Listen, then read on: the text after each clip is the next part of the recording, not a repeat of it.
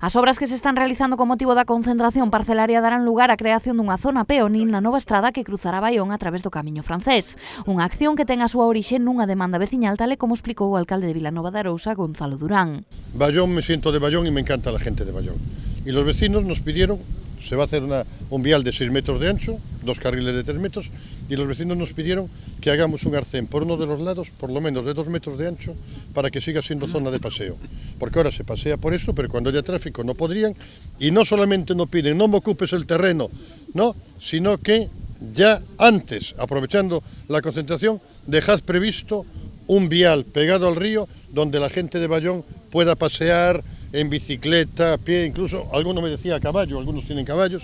todo dejar una senda que haga seguro tanto andar los coches como andar las personas.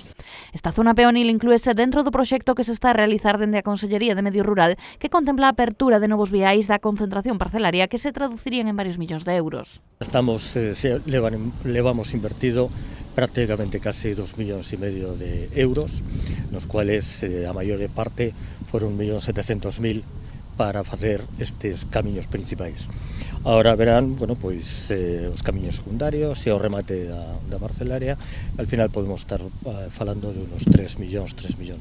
e pico de euros para estes 700 hectáreas da zona de parcelaria. Ata o lugar onde transcorren esas zonas peonis achegáronse este luns o delegado da Xunta en Pontevedra, o director xeral de Desenvolvemento Rural e o alcalde de Vilanova de Arousa.